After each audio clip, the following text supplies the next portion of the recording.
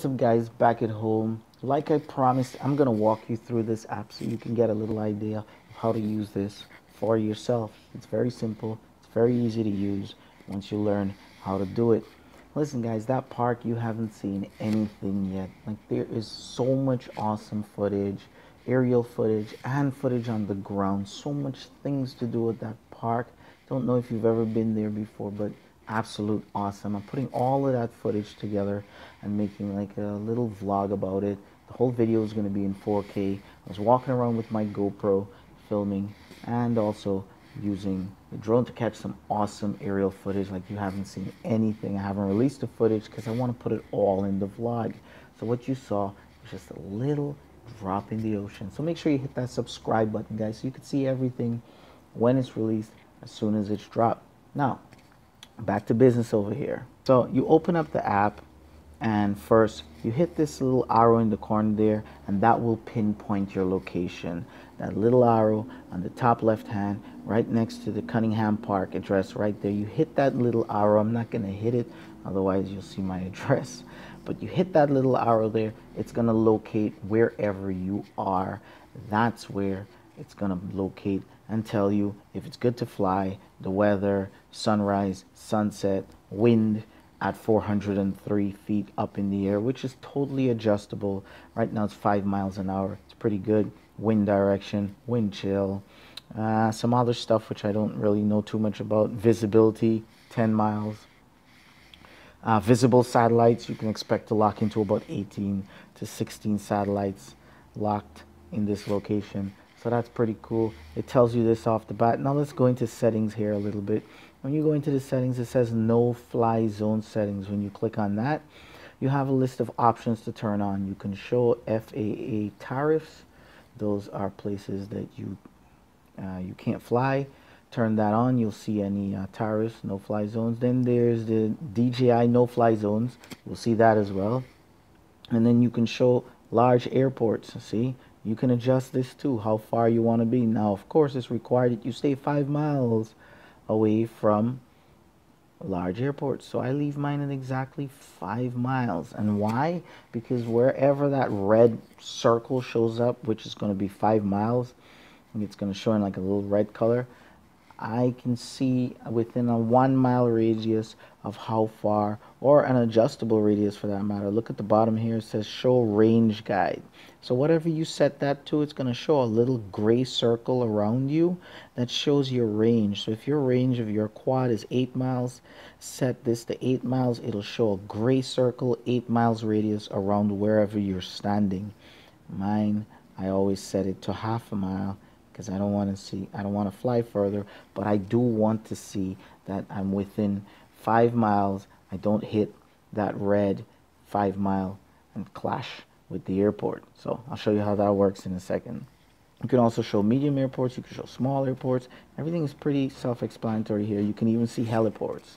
If there are helicopters taking off and landing in your area, I like to see within half a mile. I just like to stay clear of those things.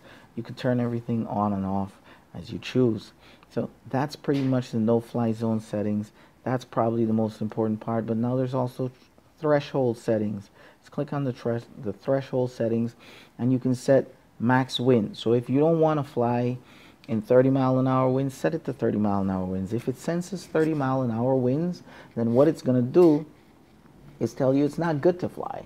So when you go back to the main screen over here under conditions, and I set it to 30 miles an hour, and of course you can set your height too, your wind altitude. What do you want to see the wind at what specific altitude? I like to set it as close as I can to 400 feet, because I just want to know how hard is the wind up there, because that's maximum height that I can fly, at least here in New York City. So I like to know what's going on up there. I generally stay lower, but still I just want to know worst case scenario. Alright, we'll leave it around there. I can always there's weather, there's temperature, in case you don't want to fly when it's too cold, too hot, you can adjust that. Everything here is pretty much self-explanatory, guys, and I went through the beginning of the video, the maps and how that works, so I'll go through it again so that way you can see. You just click on the maps over here. it goes to the map, and as you can see, you have road view, satellite view, hybrid view, terrain view, and I should have my Wi-Fi on. Yes, I turn my Wi-Fi on. And let's go for a road view. Whatever view you want, it'll lock in on that. Now collect. Yeah, there we go. There we go. And right now it's set to Cunningham Park. So I can see the purple is the tourists or the no-fly zones as well. The red is close to the airport. And yeah, that's pretty much it. So you can see Cunningham Park is good. And the gray circle around me, that's my range guide. So I know even if I fly half a mile out, I'm not going to hit this or hit that.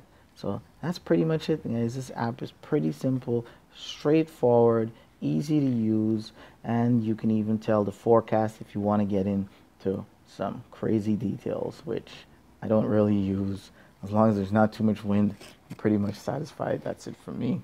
If you know a little bit about these features that might be helpful, then go right ahead and list it in the comment section below. Listen, guys, this is the spot for your aerial photography, for your drone tips, drone guidelines, and just general discussion, which I love to have as well. Anything drone and technology related. Stay tuned, guys. I just got this. I don't know if I mentioned it to you, but I had the Galaxy S8 Plus for one day. I couldn't take it. I turned it back. People were saying it's because of my T-Mobile network. I should switch to Verizon or AT&T. I said no. I'm going to get this Pixel here and use it on the same T-Mobile network and see if I get much better results. I don't mind the bells and whistles, but at the end of the day, I need performance. And I do fly this bad boy here, the Ghost drone, with my phone. It's a smartphone drone, so I want the best performing Android phone available. This is why I want to try this out. Stay tuned so I can give you some feedback on this phone with that drone, amongst many other things, guys. Like my videos, please. This does take work to make. I really appreciate that. Hit like, hit subscribe, and do keep coming back. It's your boy X, Drone Factor, and I'm out.